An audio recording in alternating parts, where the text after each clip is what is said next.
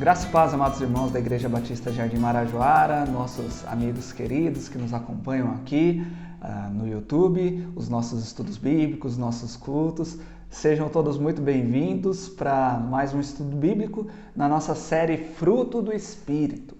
Estamos meditando já há um bom tempo, nessa série, nas qualidades do fruto que o Espírito Santo gera em nós. Lembrando que é apenas um fruto, é o fruto do Espírito, mas que tem várias qualidades, várias virtudes, e nós precisamos aprender cada vez mais sobre elas e buscarmos a sermos cheios do Espírito Santo e que Ele desenvolva esse fruto e essas qualidades na nossa vida.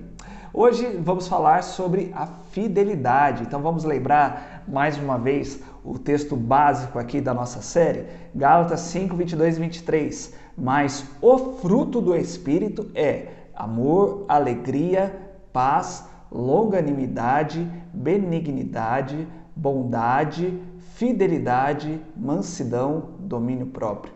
Contra essas coisas não há lei. Então vamos falar hoje sobre fidelidade, A fidelidade ela se manifesta em várias áreas da nossa vida. A fidelidade para com Deus, a fidelidade para conosco, A fidelidade para com as outras pessoas.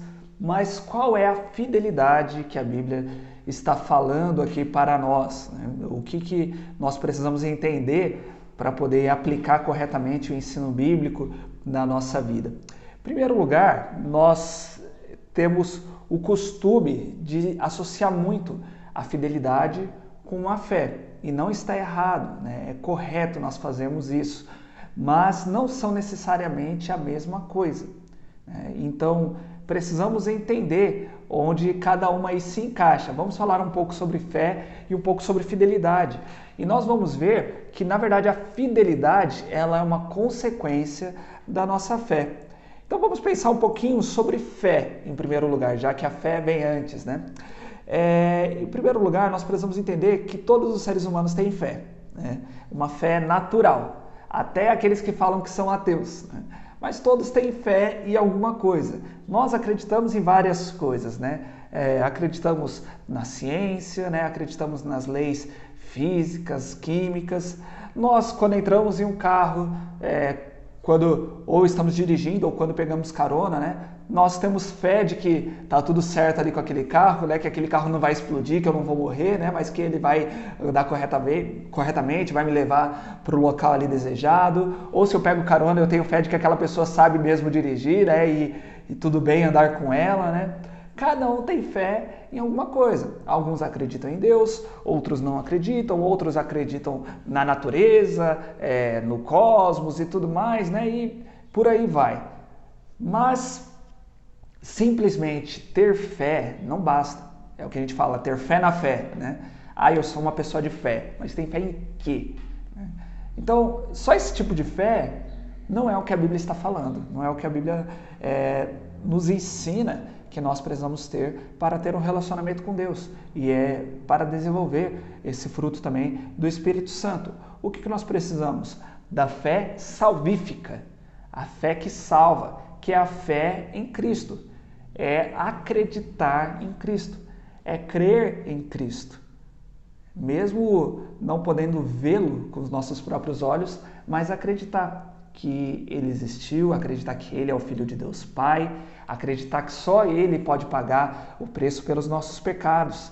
Mas como que eu posso ter fé? A Bíblia nos dá a resposta. Em Efésios 2, 8, 9, olha aí, falando sobre a salvação. Pois vocês são salvos pela graça por meio da fé, e isso não vem de vocês, é dom de Deus, não por obras, para que ninguém se glorie. Então, a salvação é um ato de Deus, que nós conseguimos mediante a fé. Nós precisamos ter fé em Deus.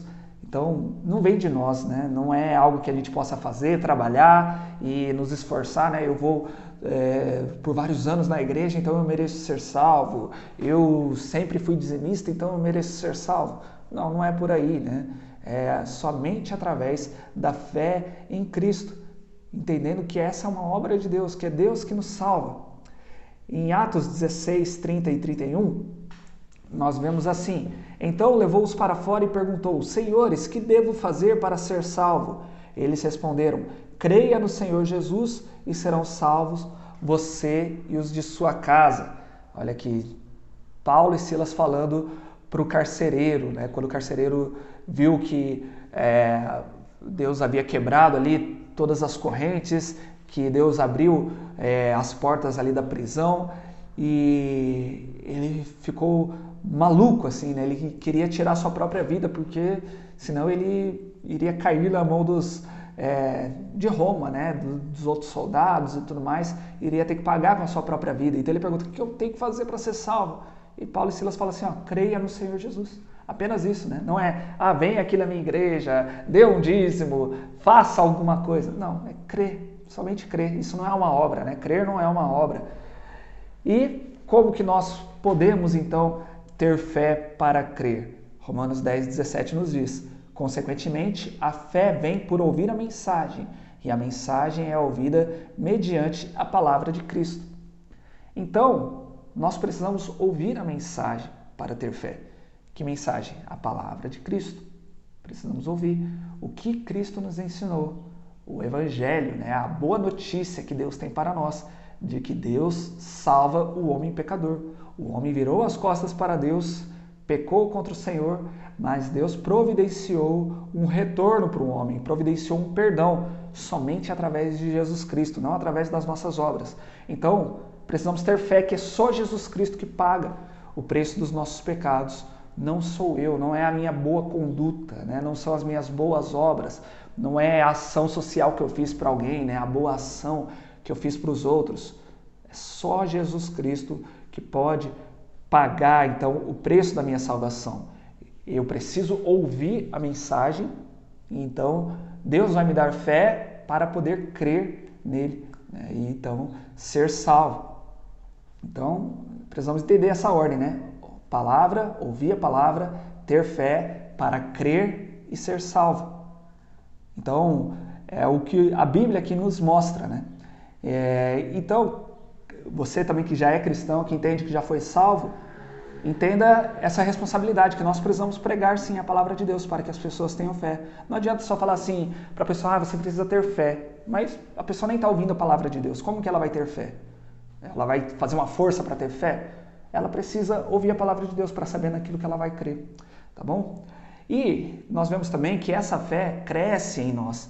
Em 2 Tessalonicenses 1:3 diz assim: irmãos, devemos sempre dar graças a Deus por vocês, e isso é apropriado, porque a fé que vocês têm cresce cada vez mais, e muito aumenta o amor que todos vocês têm uns pelos outros. E 2 Coríntios 10:15, a parte B, fala assim: nossa esperança é que, à medida que for crescendo a fé que vocês têm, nossa atuação entre vocês aumente ainda mais. Então, nós temos fé em Deus, essa fé em Cristo que é poderosa, né, que Deus nos dá e permite então que sejamos salvos mediante essa fé, mas é pela graça de Deus, né, não é por nós mesmos, mas é por Deus que nos salva. Mas essa fé continua na nossa vida. Eu fui salvo, mas ela continua me fazendo crescer. Ela vai crescendo em mim, me fazendo conhecer cada vez mais a Deus, desenvolvendo meus dons, me santificando. Então precisamos batalhar também para que essa fé continue crescendo. Batalhar pela nossa fé, batalhar para que a fé cresça nos outros também, né? Devemos agir dessa forma. E agora, pensando em fidelidade. Fidelidade é uma consequência da fé. A fidelidade é eu manter essa fé. É eu não negar essa fé, não negar aquilo que eu acredito. É que a minha vida prática seja de acordo com aquilo que eu acredito, com aquilo que eu aprendi de Deus, né? Se eu entreguei minha vida para Cristo, se eu agora me rendi a Ele e eu sou uma nova criatura, agora eu vivo de acordo com os planos, de acordo com a ordem desse novo reino, de acordo com as regras, né, vamos dizer assim, com a constituição desse novo reino para o qual eu vivo. Eu não vivo mais para esse mundo. Lógico, eu tenho que obedecer as regras aqui desse mundo, tá? Vai com calma aí. Mas eu vivo de acordo com as regras de Deus. Agora, assim, se as regras desse mundo forem contrárias às regras de Deus, aí eu não preciso obedecer, né? Mas eu preciso então servir ao Senhor e pensar que minha vida agora pertence a Ele. Nós aprendemos a ser fiéis primeiramente com Deus, porque Deus é fiel. É um atributo de Deus também que Ele compartilha conosco. Você reparou que as qualidades do fruto do Espírito aqui são atributos que o próprio Deus tem e compartilha conosco? O que nós chamamos de atributos comunicáveis, né? O amor, a bondade, né? A paciência, tudo isso que nós estamos falando aqui nas últimas semanas. Então, vamos ver aqui como que a Bíblia fala a respeito da fidelidade de Deus.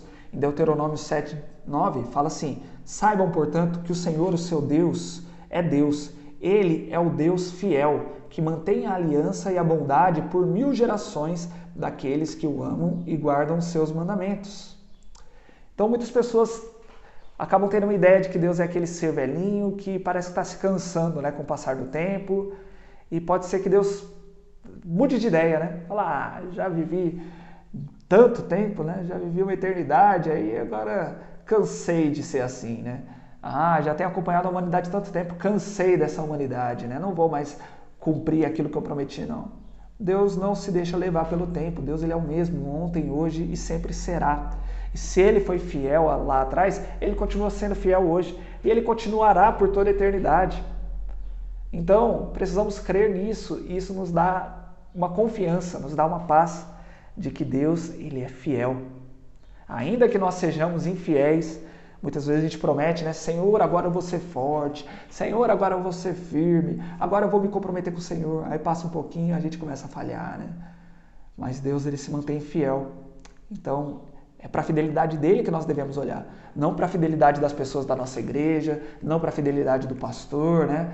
Que às vezes as pessoas acabam nos desapontando, né? Gostava tanto daquela pessoa foi infiel, mas aquela pessoa é pecadora também. Ela, lógico, ela não tem desculpa, né, para não ser fiel, mas ela acaba falhando. E se nós depositarmos a nossa esperança e a nossa fidelidade baseada na fidelidade dos outros, nós vamos nos frustrar. Nós devemos olhar para a fidelidade de Deus. O próprio Senhor Jesus Cristo também é chamado de fiel, né? Em Apocalipse 19:11, diz assim: vi o céu aberto e diante de mim um cavalo branco, cujo cavaleiro se chama Fiel e Verdadeiro. Ele julga e guerreia com justiça. E Isaías 11:5, a retidão será a faixa de seu peito e a fidelidade o seu cinturão. Olha que maravilhoso isso, né? Então, o próprio Deus, ele é fiel. E nós vemos aqui já que o Espírito Santo também promove em nós a fidelidade. Então, Deus Pai, Deus Filho, Deus Espírito Santo são fiéis, né? É o mesmo atributo. Mais uma vez nós vemos aqui, né, a Trindade se manifestando. É o mesmo Deus que se manifesta em 3 pessoas, mas tem a mesma essência. E Deus, ele é fiel para nos prometer também. Ele nos fez várias promessas que nós devemos nos apegar a elas. Hebreus 10:23 diz assim: apeguemo-nos com firmeza à esperança que professamos, pois aquele que prometeu é fiel. E 2 Pedro 1:4 diz assim: por intermédio destas, ele nos deu as suas grandiosas e preciosas promessas, para que por elas vocês se tornassem participantes da natureza divina e fugissem da corrupção que há no mundo causada pela cobiça. Então, podemos nos apegar às promessas de Deus, que Deus nos prometeu uma nova vida, que Deus nos prometeu nos transformar, né, nos tornar santos, nos tornar parecidos com Cristo. Nos prometeu uma pátria celestial, né, um reino na eternidade, onde viveremos para sempre, sem dor, sem tristeza, sem choro. E quando nós olhamos para o sofrimento aqui desse mundo, muitas vezes isso abala, né, nossa fé. A gente pensa assim, será, né, que a gente vai conseguir viver sem tristeza, sem ninguém dar nenhuma mancada lá no céu, né? Mas Deus, ele é fiel, ele nos prometeu isso mesmo, né? E ele é fiel para nos perdoar. Um versículo conhecido, 1 João 1:9, diz assim: se confessarmos os nossos pecados, ele é fiel e justo para perdoar os nossos pecados e nos purificar de toda injustiça. Então, baseando nisso aqui, nós podemos crer que Deus nos perdoa. Ele nos prometeu que se nós confessarmos os nossos pecados, ele nos dará perdão. Ele é fiel para cumprir essa promessa. Nós podemos sim ser perdoados. Algumas pessoas pensam assim: Aos outros tudo bem serem perdoados, mas o meu pecado é tão grande que eu não tenho como ser perdoado, não. Parece que a pessoa se sente tão preciosa, né? Parece que é mais preciosa do que o próprio sangue de Jesus. E que Jesus não tem poder para pagar o preço do seu pecado, né? E a pessoa nunca se sente perdoada. Precisamos crer que Deus ele é fiel, sim. Ele prometeu que vai perdoar, então ele perdoa, sim, né? E ele nos dá, então, uma nova vida, ele nos dá um novo propósito, ele nos dá uma nova esperança, um novo horizonte, né? Uma nova visão para nós vermos, um novo caminho para trilharmos. Ele é fiel para cumprir tudo aquilo que ele prometeu. E essa fidelidade dele, então, se reflete em nós. E nós devemos ser fiéis também, né? Então, nós devemos demonstrar a nossa fé através da nossa fidelidade. Olha que interessante esse versículo, Gálatas 5 também, versículo 6. Porque em Cristo Jesus nem circuncisão nem incircuncisão tem efeito algum, mas sim a fé que atua pelo amor. Então, ó, a nossa fé se manifestando através do amor. Como que eu mostro a minha fidelidade? Através de outros atos também. Através, por exemplo, aqui do amor, amando o meu próximo. Eu vou ser fiel à fé que eu tenho. Eu vou estar cumprindo, colocando em prática a minha fé. A fidelidade se demonstra também no cumprimento das nossas palavras. Em Eclesiastes 5,5 diz assim: é melhor não fazer voto do que fazer e não cumprir. E quantas pessoas hoje em dia, né, que falam uma coisa e não cumprem depois. Não, conta comigo que eu vou estar lá em tal dia. E não está. Não, conta comigo que agora eu vou ajudar nisso aí. E depois não ajuda. Né? Ah, um domingo eu vou lá na igreja. E não vai. A Bíblia diz aqui, é melhor não fazer voto. Né? Mas aquilo que nós falarmos deve ser realidade. Devemos fazer o possível, né, para cumprir. Se eu falo que eu vou fazer, o que depender de mim eu vou fazer sim. Né? Por isso que lá em Tiago fala assim, ó, para nós falarmos, né, se o Senhor permitir, né, se Deus quiser, faremos isso, estaremos lá, né? Mas não falar com certeza em relação ao futuro, mas devemos ter um comprometimento, sim, com as nossas palavras. E a fidelidade, ela se demonstra também na nossa mordomia, entender aquilo que Deus colocou nas nossas mãos e que nós somos apenas mordomos. Existe o Senhor que é o dono da casa, nós somos apenas mordomos. Então o que Deus colocou na nossa mão? Os nossos recursos materiais, né? Dinheiro, posses e tudo mais. Deus colocou o nosso tempo, Deus nos deu talentos, dons e talentos para nós usarmos para Ele, para a obra dEle, para a igreja. E como nós temos nos portado em relação a isso? Nós temos sido fiéis? Nós temos usado de acordo com a vontade de Deus? Será que tudo aquilo que eu ganho eu penso em usar também para a obra de Deus? Lógico, eu preciso sustentar minha família, eu preciso também ter meu momento de lazer, de descanso, mas eu tenho pensado também na obra de Deus, em sustentar o trabalho da igreja, os trabalhos missionários, a expansão do reino de Deus. Às vezes é muito fácil nós gastarmos com uma comida cara, com uma roupa, né, bonita, e depois falarmos, ixi, o dinheiro acabou, esse mês foi tão apertado, foi tão difícil, mas e daí? E a obra de Deus não é importante? Às vezes é muito mais fácil nós gastarmos com outras coisas, né, do que pensarmos na importância do reino de Deus. E o que eu tenho feito com o meu tempo também, eu tenho investido na obra de Deus, eu tenho dedicado ao Senhor, eu tenho dedicado em relacionamento com Deus. Os meus dons, os meus talentos, todos nós temos dons e talentos. E existem pessoas que não estão trabalhando na obra de Deus.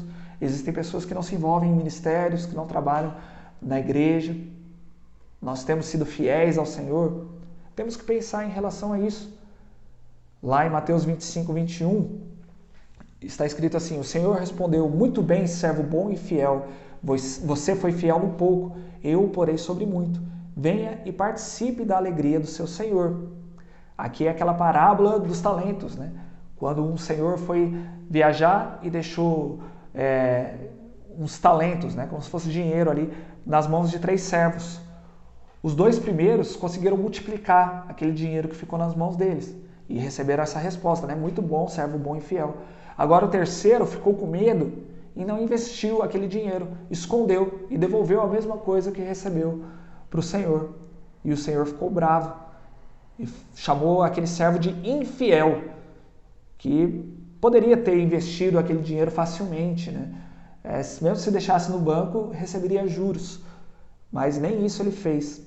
Isso aqui mostra a maneira como Deus vai nos tratar. Nosso Senhor voltará em breve e Ele vai cobrar aquilo que Ele nos deu, aquilo que Ele deixou nas nossas mãos. Temos sido fiéis ou não? Uma outra parábola, né, que Jesus nos conta também é lá em Lucas 12, sobre um senhor que vai voltar, né, que ele foi para uma festa e ele vai voltar. E então os seus servos, eles vão ser encontrados como, né? Fiéis ou infiéis? Eles ficaram cuidando bem da casa ou eles se acharam os donos, né, e começaram a agir de qualquer maneira? Olha só, versículo 35. Estejam prontos para servir e conservem acesas as suas candeias, como aqueles que esperam seu senhor voltar de um banquete de casamento, para que, quando ele chegar e bater, possam abrir-lhe a porta imediatamente. Felizes os servos cujo senhor os encontrar vigiando. Quando voltar, eu lhes afirmo que ele se vestirá para servir, fará que se reclinem à mesa e virá servi-los. 42. O Senhor respondeu: quem é, pois, o administrador fiel e sensato, a quem seu senhor encarrega dos seus servos, para lhes dar a sua porção do alimento no tempo devido? Feliz o servo a quem o seu senhor encontrar fazendo assim quando voltar.